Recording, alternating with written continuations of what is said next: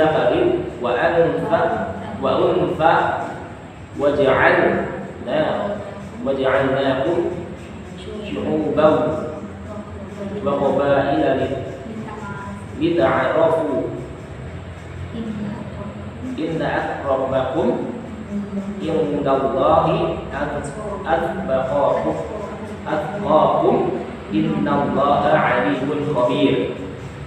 Yang artinya, hai manusia, sesungguhnya kami menciptakan kamu laki-laki dan perempuan dan menjadikan kamu berbangsa-bangsa dan bersuku-suku supaya kamu saling mengenal. Sesungguhnya orang yang paling mulia di antara kamu di sisi Allah ialah orang yang bertakwa. Dan sesungguhnya pula Allah Maha mengetahui lagi Maha mengenal. Quran surah Al-Hujurat ayat 13. Sehingga dari firman Allah yang tadi sudah saya bacakan, di hadapan Tuhan atau di hadapan penegak hukum yang sesungguhnya adalah manusia itu baik yang miskin ataupun yang kaya, pintar ataupun bodoh sekalipun, semua berhak mendapatkan perlakuan yang sama karena Islam mengenal prinsip persamaan. Kemudian prinsip yang kelima dari hukum Islam adalah tolong menolong, at-ta'awun. Ta'awun yang berasal dari akar kata ta'awana, yata'awunu, atau bisa diterjemahkan dengan sikap saling tolong menolong, merupakan salah satu prinsip di dalam hukum Islam. Dan untuk membantu ini diarahkan sesuai dengan prinsip tauhid, terutama dalam upaya meningkatkan kebaikan dan ketakwaan kepada Allah. Sesuai dengan kemudian berikutnya pokok hukum Islam yang berikutnya ada pada tujuan hukum Islam. Nah, tujuan hukum Islam adalah pembentukan hukum Islam memiliki tujuan untuk merealisasikan kemaslahatan manusia dengan menjamin kebutuhan pokoknya, yaitu daruriyah, kebutuhan sekunder atau tajiyah, serta kebutuhan pelengkap tasniyah. Dalam wacana hukum, kebutuhan daruriyah disebut primer, kebutuhan hajiyah disebut sekunder, dan kebutuhan tasniyah disebut tersier. Yang pertama kita akan bahas mengenai daruriyah. Dalam kehidupan manusia, kebutuhan ini merupakan hal penting sehingga tidak dapat diabaikan. Apabila kebutuhan ini tidak terjamin, akan terjadi kekacauan dan ketidaktertiban di mana-mana. Berikutnya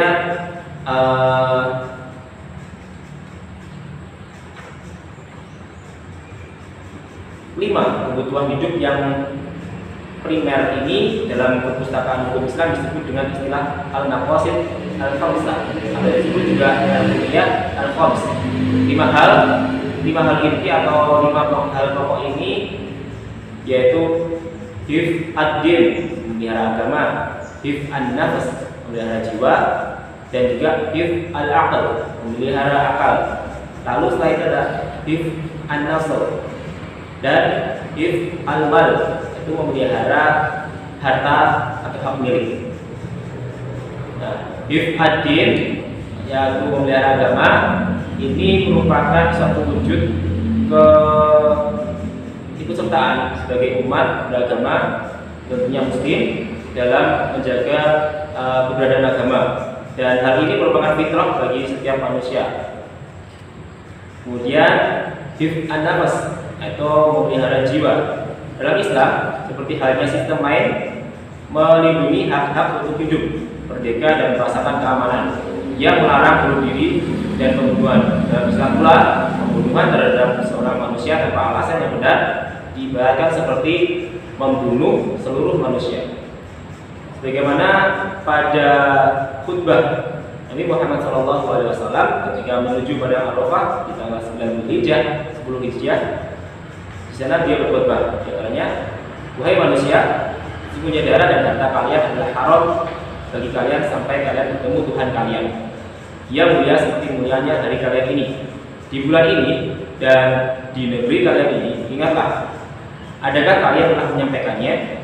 Wahai Tuhan kami, maka saksikanlah yang muslim adalah haram atas muslim lainnya, darah, harta, dan kehormatannya. Ketika khutbah di atas menjelaskan bahwa Islam adalah risalah langit yang sejak 14 abad yang lalu telah mensyariatkan hak-hak asasi manusia secara komprehensif dan mendalam. Islam mengaturnya dengan segala macam jaminan yang cukup untuk menjaga serta menghormati hak-hak tersebut. Islam membentuk masyarakatnya di atas fondasi dan dasar yang menguatkan untuk memperkokoh hak asasi manusia itu sendiri. Berikutnya, hifz an-nasl, yaitu memelihara keturunan. Nah, di dalam Islam ini mewujudkan perlindungan terhadap keturunan manusia, disyariatkan perkawinan agar mempunyai keturunan yang solid dan nasabnya jelas, yaitu silsilah orang tuanya. Dalam menjaga keturunan ini, Islam melarang perbuatan zina dan menuduh orang lain berbuat zina tanpa bukti baik laki-laki maupun perempuan. Perbuatan zina dianggap sebagai perbuatan keji karena dapat merusak keturunan.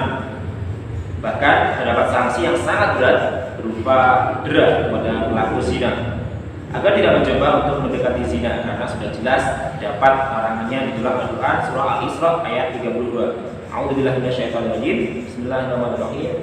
Wala taqrabuz zina innahu kana fahishatan wa sa'a sabilan. Yang artinya, dan janganlah engkau dekati zina. Sesungguhnya zina itu adalah suatu perbuatan yang keji dan suatu jalan yang buruk. Quran surah Al-Isra ayat 32. Selanjutnya adalah hifz al-mal atau memelihara hak milik atau harta. Berbagai macam transaksi dan perjanjian, yaitu muamalah dalam perdagangan, barter dan bagi hasil dan juga sebagainya, dianjurkan dalam Islam guna melindungi harta seorang muslim agar dapat melangsungkan kehidupan secara sejahtera. Islam sangat melarang keras tindakan pencurian, korupsi, memakan harta secara batil, penipuan dan perampokan, karena tindakan ini akan menimbulkan pihak lain yang tertindas. Syariat telah menetapkan pemenuhan, kemajuan dan perlindungan setiap kebutuhan serta menegaskan ketentuan-ketentuan yang berkaitan dengannya sebagai ketentuan yang esensial, sehingga untuk memelihara agama kita dilarang menetap, untuk memelihara akal kita dilarang mengkonsumsi minuman yang memabukkan, untuk menjaga jiwa kita dilarang membunuh, untuk memelihara keluarga dan keturunan kita dilarang berzina, untuk memelihara harta kita dilarang mencuri dan merampok. Selanjutnya, larangan terhadap al-baghyu atau pemberontakan. Larangan al-baghyu adalah untuk memelihara umat karena terdapat kewajiban untuk bersatu bersama muslim. Berikutnya, tasniyah. Tujuan dari hukum Islam itu yang selanjutnya adalah tasniyah. Dari perundang-undangan Islam adalah membuat berbagai perbaikan, yaitu menjadikan hal-hal yang dapat menghiasi kehidupan sosial dan menjadikan manusia mampu berbuat dan mengatur urusan hidup lebih baik. Keperluan ini disebut tersier atau tasniyah. Ketiadaan perbaikan ini tidak membawa kekacauan sebagaimana ketiadaan kebutuhan hidup. Namun perbaikan perlu dilakukan agar peraturan selalu berkesinambungan. Perbaikan dalam hal ini mencakup arti kebajikan, cara-cara yang baik, dan setiap hal yang melengkapi peningkatan cara hidup. Perilaku yang menunjukkan tasniyah adalah bersikap ramah terhadap semua makhluk Allah di muka bumi. Oleh karena itu, tidak mengherankan apabila ada orang masuk surga hanya karena memberi minum anjing yang kehausan. Wanita yang masuk neraka akibat tidak memberi makan seekor kucing. Terdapat larangan buang air kecil di bawah pohon dan larangan membakar pepohonan sekalipun sedang dalam keadaan perang. Berikut sudah kami sampaikan mengenai pokok-pokok hukum Islam. Nah, selanjutnya mengenai uraian singkat tentang usul fikih akan disampaikan oleh rekan kami, selanjutnya Mbak Zahra.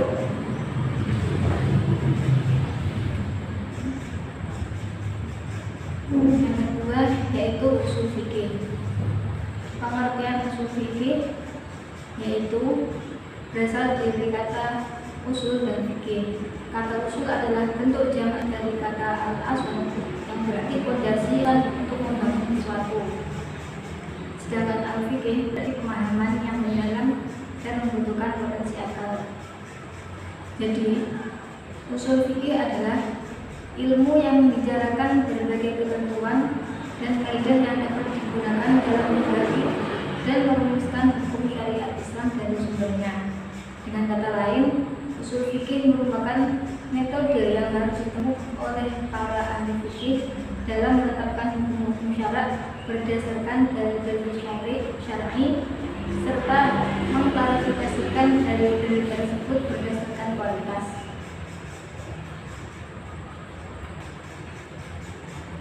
Secara teori, ilmu usul fikih lebih dulu ada daripada ilmu fikih, karena usul fikih adalah alat untuk melahirkan fikih. Tetapi sejarah menunjukkan fikih lahir bersamaan dengan usul fikih. Meskipun dalam penyusunan dan pembukuannya, ilmu fikih lebih dulu daripada ilmu usul fikih.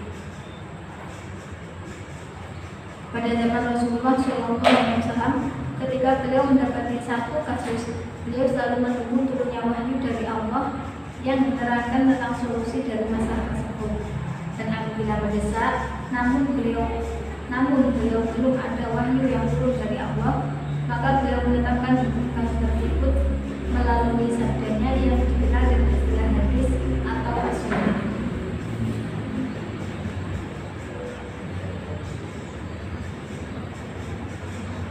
Penetapan hukum yang tanpa berdasarkan wahyu oleh beliau, para ulama menyebutnya sebagai usul fikih sebagai hasil ijtihad berdasarkan syarat yang diterima oleh Rasulullah SAW.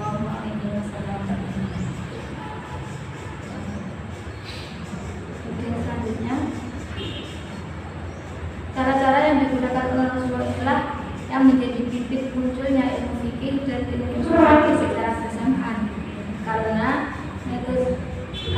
metodologi fikih tidak dapat terwujud tanpa adanya metode istinbat yang merupakan inti dari metode usul fikih. Kemudian pada era sahabat digunakan cara yang baru, yaitu ijtima para sahabat dan masyarakat.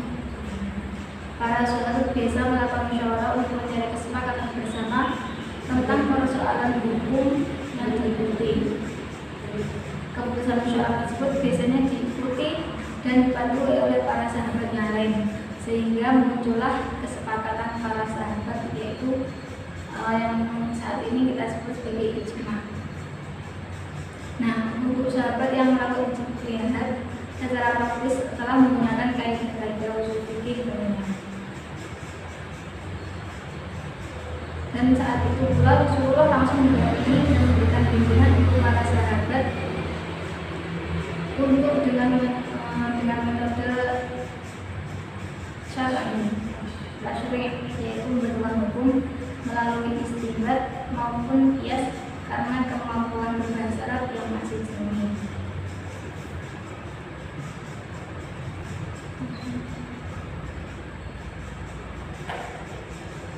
Yang selanjutnya yaitu penerapan usul fikih dalam hukum Islam yang akan disampaikan oleh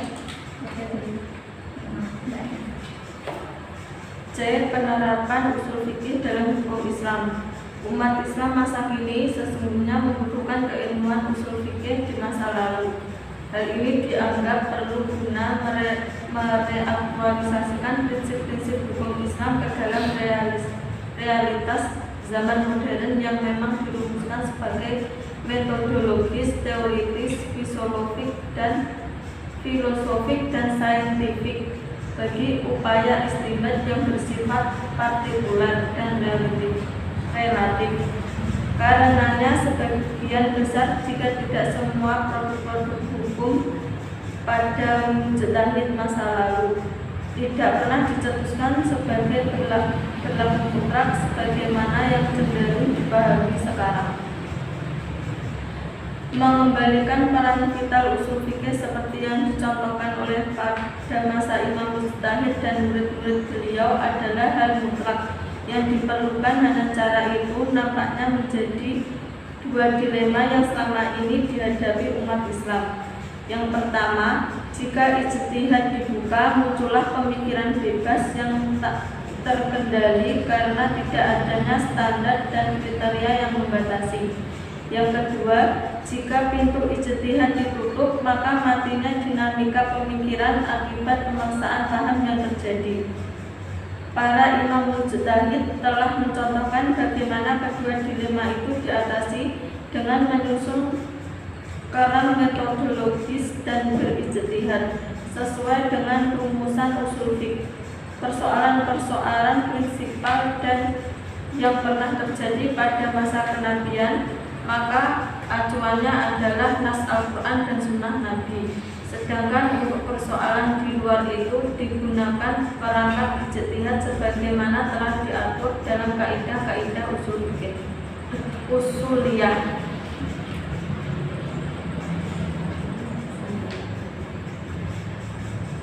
Bab 3 penutup. Kesimpulan. Dengan begini kita menjadi tahu tentang pokok-pokok dari hukum Islam, yaitu pengertian dari hukum Islam, ruang lingkupnya, prinsip-prinsipnya, tujuan hukum Islam itu sendiri bagaimana. Uraian singkat tentang usul fiqh ini menerangkan tentang awal mula usul fiqh sesuai dengan hadis yang ada di bagian pembahasan, bahwa sebetulnya Rasulullah sudah mengisyaratkan tentang penggunaan ilmu kita di saat Mu'ad diutus ke Yaman. Di saat itu Mu'ad ditanya Rasulullah SAW dalam pengambilan keputusan. Apabila ia tidak menemukan dalam sunnah Rasul dan kitab Allah, maka Mu'ad menggunakan akalnya untuk memecah persoalan. Penerapan usul fiqh terhadap hukum Islam yang diawali dengan ijtihad dengan ragu jika tidak ditemukan dalam Al-Quran dan Sunnah, kemudian dipadukan dengan ijtihad dari tokoh sahabat dan tabi'in. Usul fiqh juga berperan sebagai landasan metodologis untuk istinbat hukum dan ijtihad sesuai standar yang tertata, teratur dan sistematis. Untuk revitalisasi usul fiqh diperlukan peningkatan pengkajian usul fiqh dari literatur klasik dan modern oleh para akademisi muslim. Selain itu perlu juga dilakukan penelitian terkait dengan ijtihad dan istinbat hukum menurut perspektif studi usul fiqh oleh lembaga-lembaga pendidikan Islam. Baik, sudah sampailah kita di akhir presentasi kami di pertemuan ini, dan kita sudah menemui menentukan kesimpulan. Maksudnya tadi yang sudah disampaikan oleh Mbak Nima, bahwa dengan begini kita menjadi tahu tentang pokok-pokok hukum Islam itu tadi, dan uraian singkat bagaimana usul fikih itu menerangkan tentang awal mula usul fikih yang sesuai dengan hadis pada bagian pembahasan tadi. Dan yang berikutnya adalah bagaimana penerapannya. Semoga presentasi yang sudah kelompok kami sampaikan saat ini bisa menjadi tambahan wacana dan juga tambahan wawasan bagi kita, dan juga kurang lebihnya mohon maaf dari kelompok 4 dari kami. Dan sekian.